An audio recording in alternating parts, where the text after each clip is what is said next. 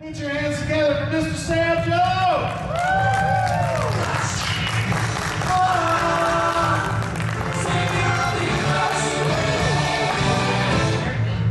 Harry Bean. Let's hear it for Harry Bean, guys. So this is what we're doing. Okay, cool. I've never been so distant before. Here we are. Harry Bean. Now, you got that Marine Corps haircut. Are you a Marine? No, sir, but thank you for your service. Oh, yeah, I still am. 49 years a Marine. Once Marine, always There you go. Now, is that where I'm sitting? Or what? I mean, if you want No, to, I don't do that. Okay. If you do, I'm getting a picture. That's all I'm saying. Yeah, so Harry Bean with a B, right? Yep. Okay, problem. Ask anything you want, but let's have them ask whatever they want as well. I can talk about anything except Comic Cons, my personal life, and the movie business. Other than that, I'll talk about anything else. And no questions about Andrew Cooper III. Oh, it's fine with me. Yeah. I did that because of Burt Reynolds, because he did it. Yeah, all right, so come on. All right. Well, I tell you what, let's go ahead and start, Sam.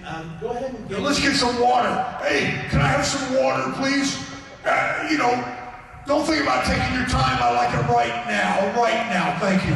Make it a double. And who's our sound guy? This is Keenan over here. Keenan, let's hear for Keenan, guys. Come on. He can be home at Netflix, right? Watching Netflix. No, to be quite honest, he was offered a very large, very expensive gun to stay home this weekend, and he turned it down. So You're kidding.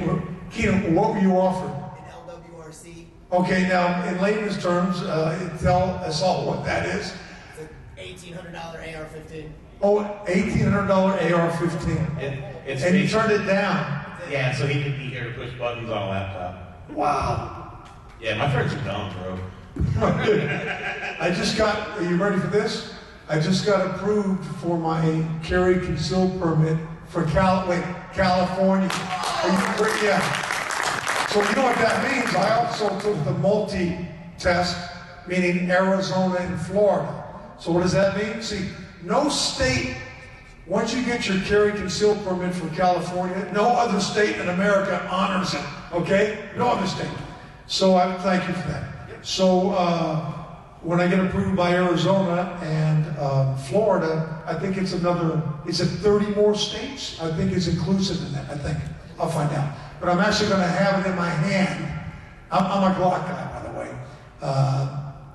I want to have that carry conceal permit Friday, so it'll be a week from today. Yeah. Awesome. That's the equivalent to having Powerball numbers for those of you that don't know what a California concealed carry permit's worth. That's good stuff. All right, so it's just for the wildlife. You know, I live in the sticks outside San Diego, and we have all types of predators out there. Mountain lions and serious everything. Yeah. All right, so let's start out talking about what you've got going on currently, any projects you're working on, anything, any hobbies that you're currently involved in, anything that you may want to plug, or just anything you want to talk about. Yes, my hobbies. My kids and my grandkids. Oh, it's not a hobby, it's a blessing. Grandkids, how awesome are they? Six of those puppies. And the good thing about grandkids, they are a blessing, but the good thing at the end of the day, they get to go home to mommy and daddy. If I would have known how awesome my grandkids were, I would have had them way before my kids. Oh man, let me tell you. And what's really cool, now they're getting a little bit older, now they're, like 4, 5, and 6. So when mommy or daddy isn't looking, or if they're leaving with me for a little bit, I'll grab my 6-year-old grandson and I'll just get him in a headlock and give him a couple nookies and stuff, rough him up a little bit. I said, don't you tell your parents, okay? Okay, Papa. Okay. I'll give you an action figure. You want a flash forward action figure? Yes, Papa. Yes. Okay. All right. Fill them full of sugar and send them home with mom. Yeah. But no, hobbies. Life is so good at this age, at this time of my life. I wish I thought like this now. 67 this year. I wish, when I was in my 20s and 30s, I was making the same kind of wise decisions. But that's life. We only make wise decisions because we made all those foolish decisions when we were young. And they were really, which led to insanity because those foolish decisions were redundant and repetitive, okay? My insanity was, like a couple of my buddies, making the same wrong choices, thinking we're going to get a different end result. That's where it leads to insanity. So I'm past that stage now. It only took, let me see, I'll be 67. It only took 63 years, okay?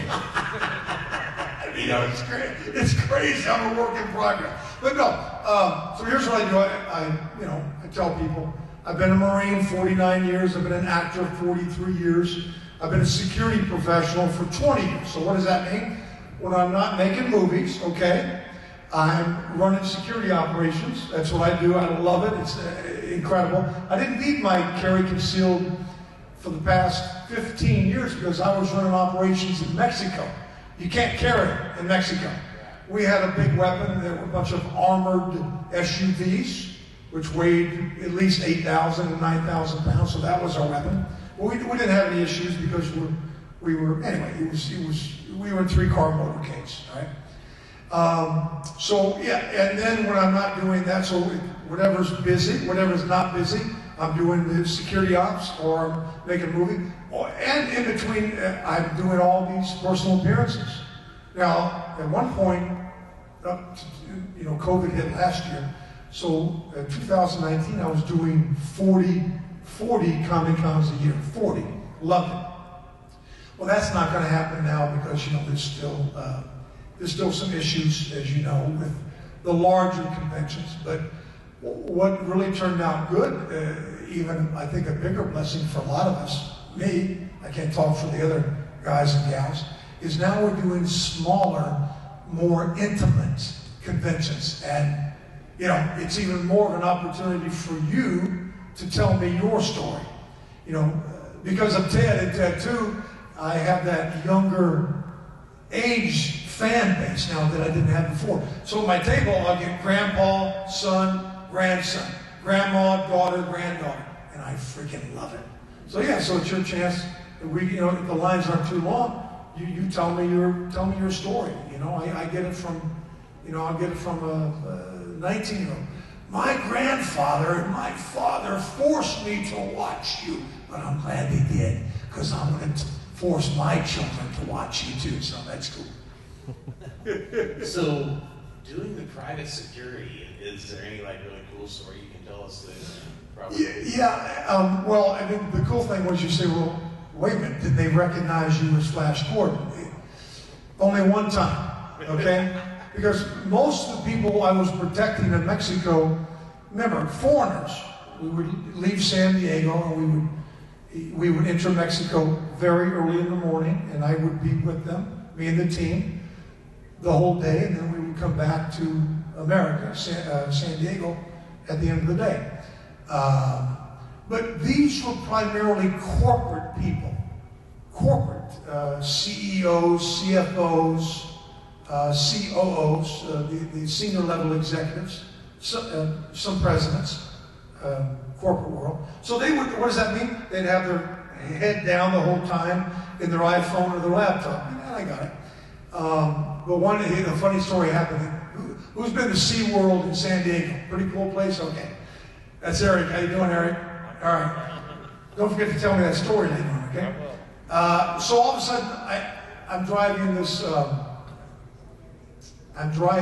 one CFO, financial, in charge of the finances, for a $1 billion corporation that was operating in Mexico.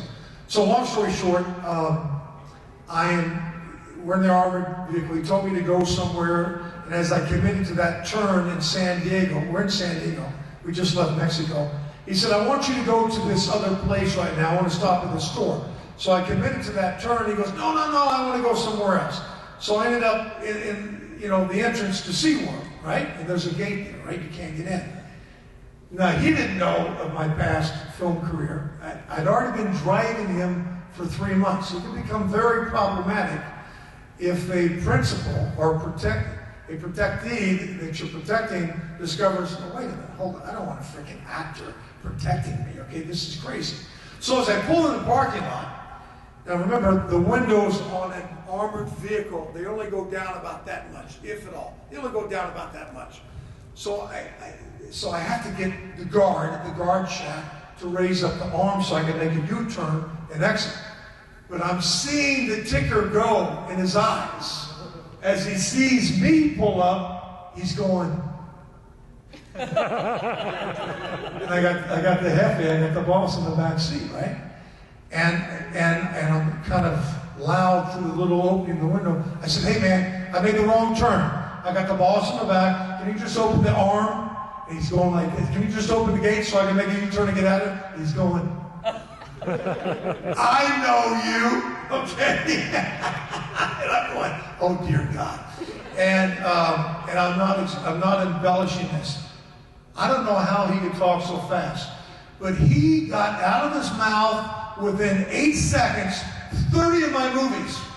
Oh, I saw you in Flash Gordon, The Spirit, Highwayman, this, that, Baywatch, blah, blah, blah, blah, blah, blah, blah. I went, okay, just open the gate because I got the boss. And he opens the gate, and as I pull forward, he screams towards my SUV through the window. He screams, I'm an actor too! Okay? Everybody's a freaking actor, right? So you could hear a pin drop. I'm about to make my, to get back on the highway, and the boss in the back seat said, Sam, is that true? Flash Gordon, The Spirit, The Highwayman? I can't think, I've done 65 movies, he went on and on. I said, yes, sir. I was a Marine before I was an actor, and also when the movie business is slow, I do security ops. And he said, I've seen all your movies, and I never put it together. He said, you're a really good security professional. He said, but thank God you proved yourself as a security guy, okay? Because if I had known you were an actor before, I would have never allowed you to protect me. Anyway, that's one of the kind of crazy stories that.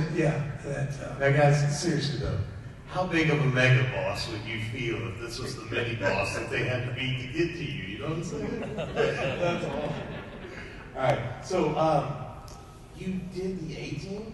Or I think I did 3 or 4 guest spots, back in the 80s. So Mr. T's great, all of them. And by the way, Dirk Benedict is starting to do Comic Cons. Yes. And that guy's off the charts, man. He isn't. You're talking about some stories. He's the only guy I know that talks more than I do, okay? But at least I let you get a word in, right? Sometimes. He doesn't let you get a word in, but he is incredible. And he's off the grid too, Yeah. He's got a place in Montana. He won't give you the address, okay? No, Dirk's actually done, I think, 2 shows with Days of the Dead. He's wonderful. The last time he did a show with us, I actually think it was here in Atlanta, and they found the liquor store across the street had these AK-47 18 vodka bottles. Oh my God. And, yeah, so we went and bought a bunch of them, and he signed them for us. You mean it's shaped like an AK-47? Yeah, the vodka bottle is shaped like an AK-47, and That's it has crazy. like an 18 logo on the stuff. Oh my gosh! Wow. Yeah. So, any experiences as far as filming 18? Anything? Oh no, just like I said, Dirk was great. I didn't really get to spend a lot of time with him then. Now, as years have gone by at the personal appearances, but Mr. T was wonderful. I'm telling you, I wanted to get you. For you younger people, I don't know, you probably don't even know who Mr. T is, but in the early '80s, he was a freaking megastar. From 18, he was huge. He was one of a kind because he came from being a real bouncer. This dude had his own breakfast cereal. Yeah. Oh, right. He was. Yeah. I think he was on the box of Wheaties too. Yeah. And he had that famous line, "I pity the fool." Right. So I wanted him. I was doing a celebrity.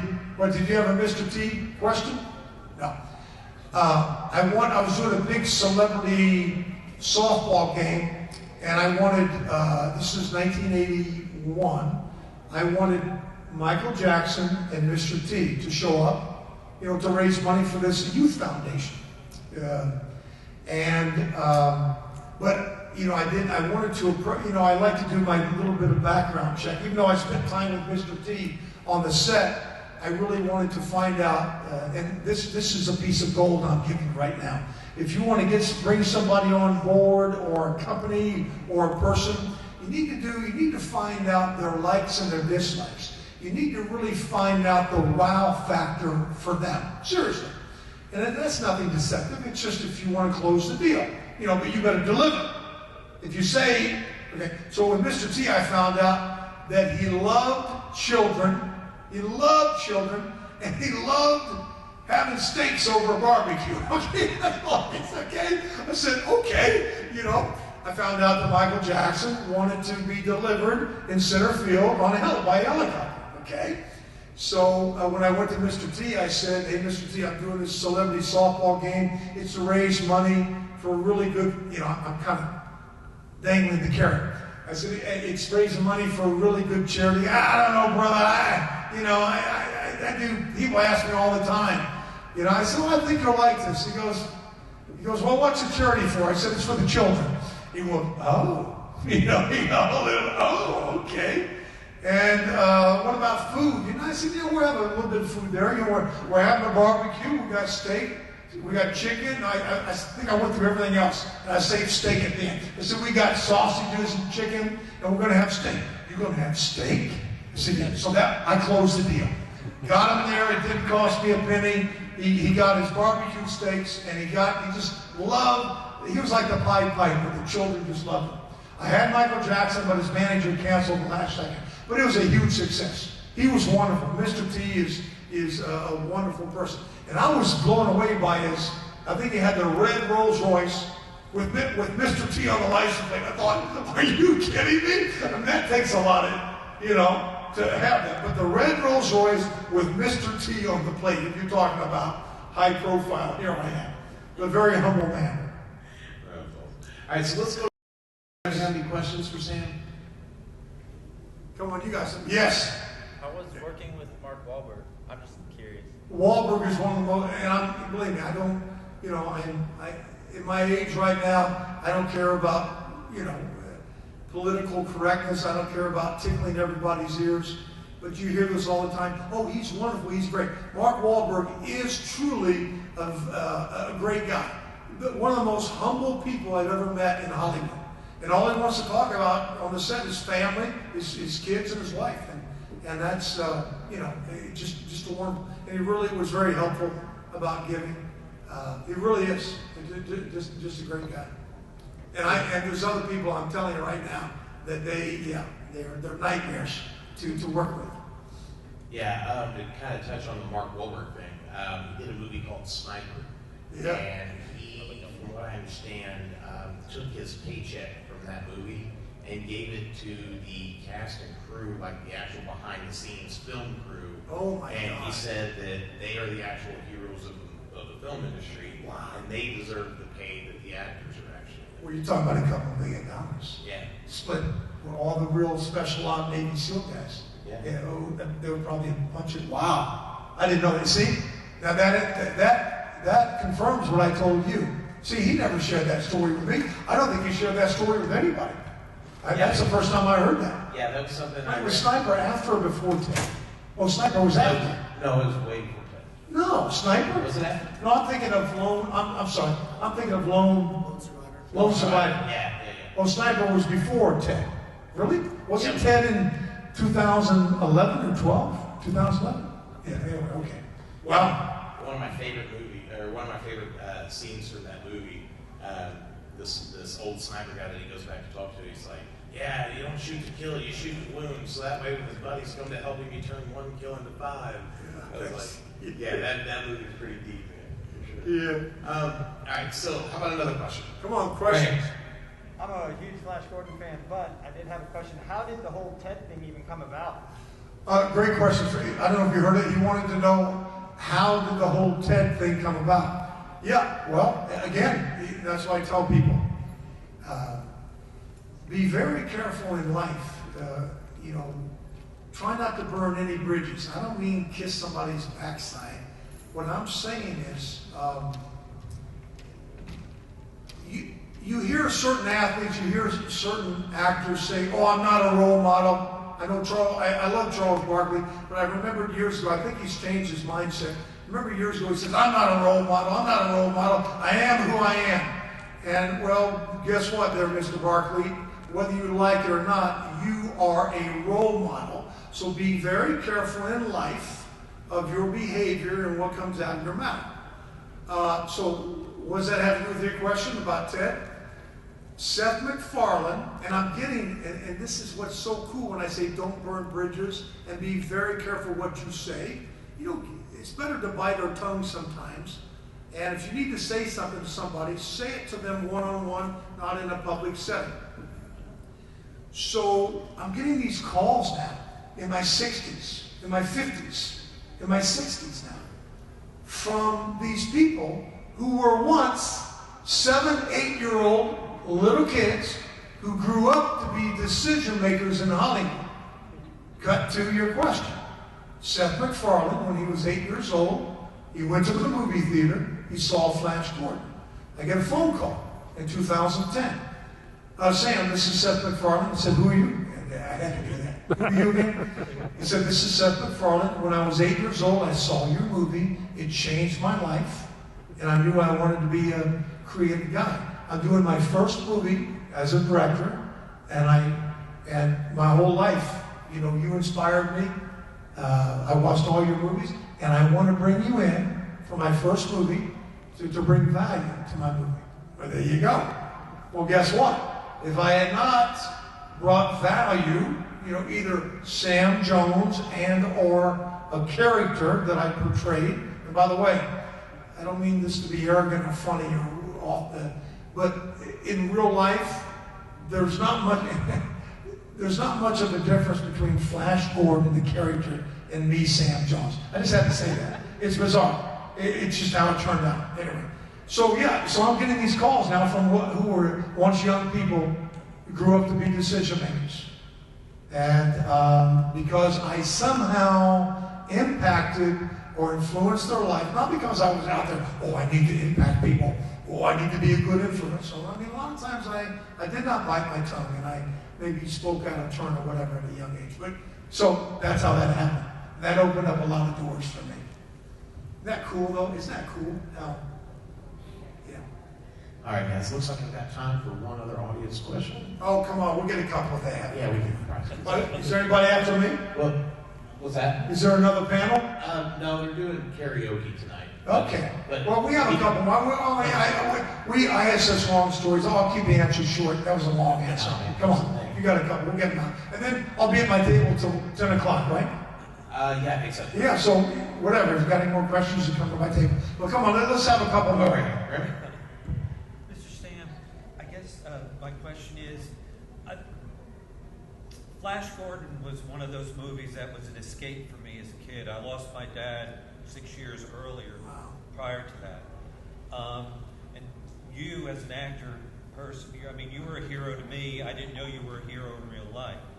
But that movie seemed like such a great cast. What was it like to work with people like Max von Sydow, who now is like a legend?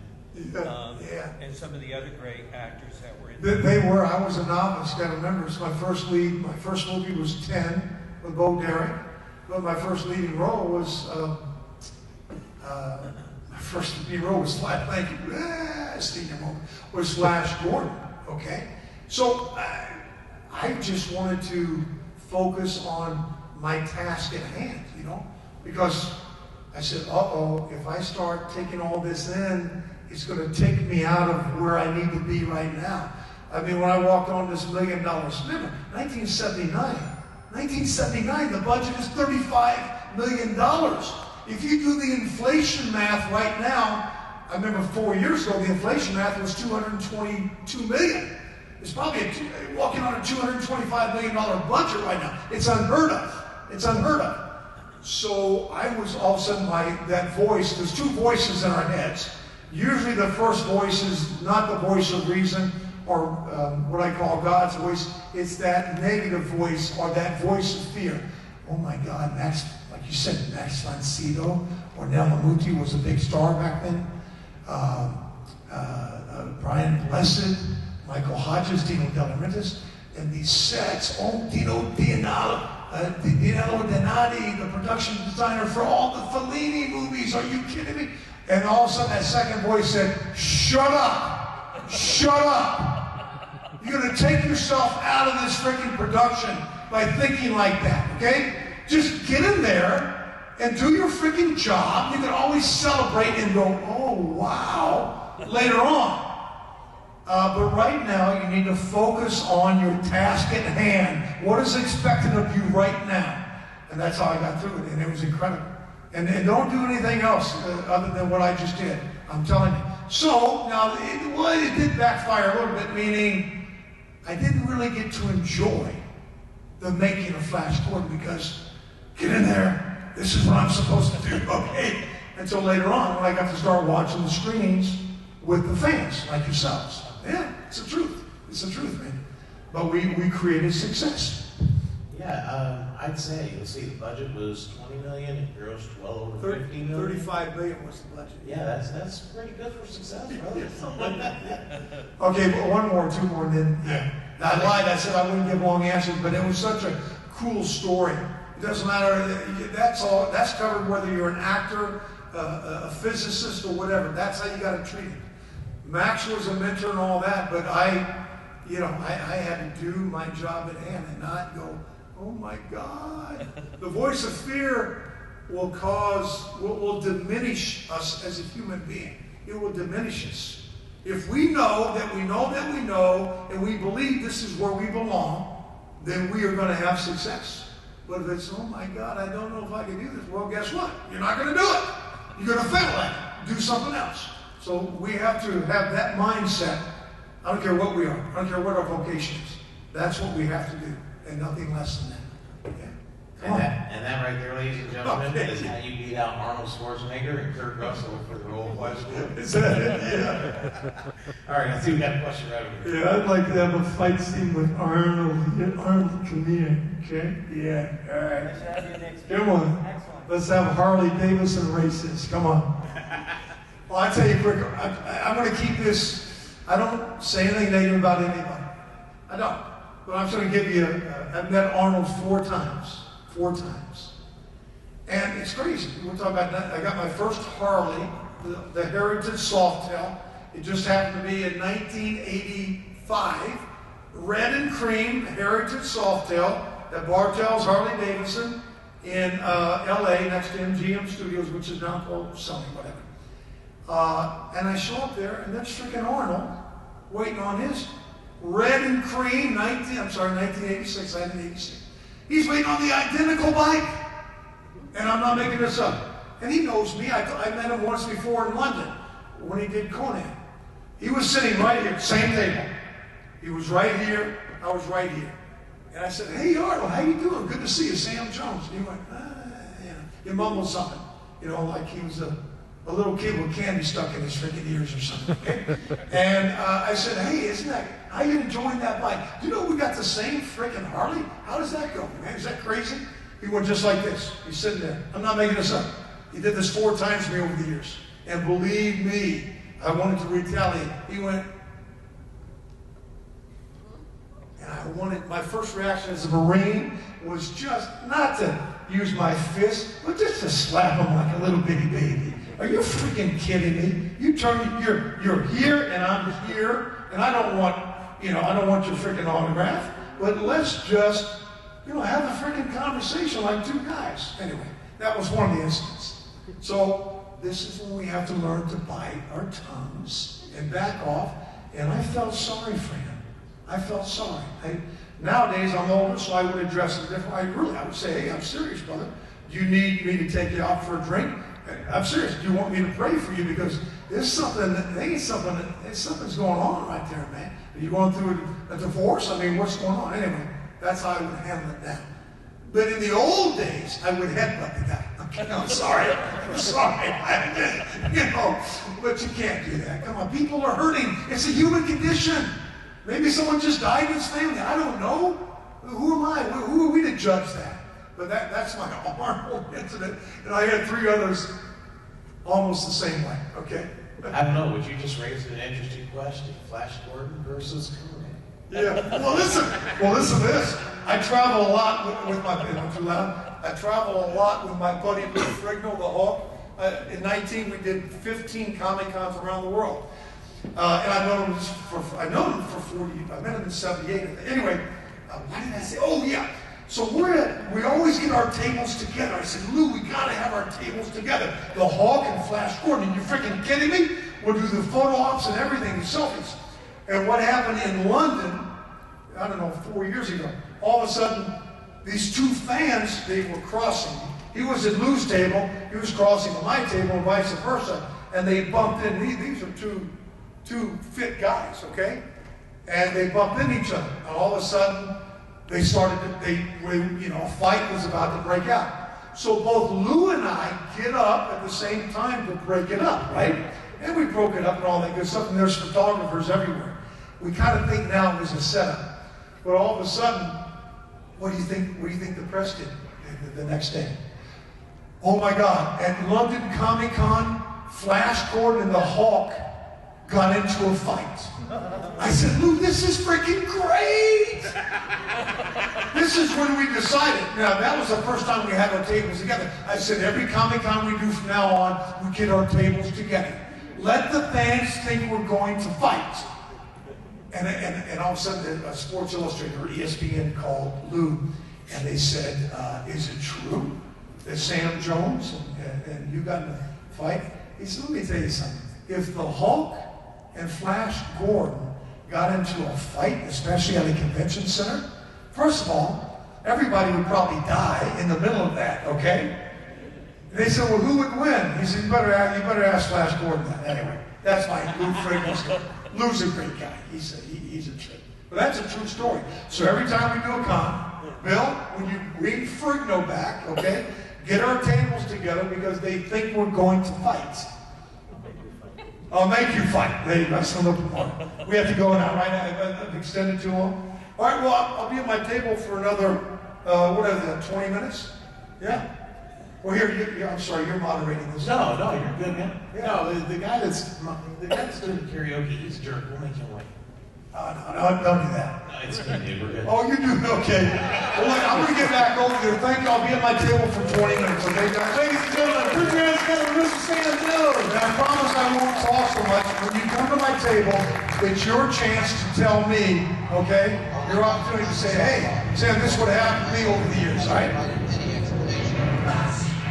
All right, guys.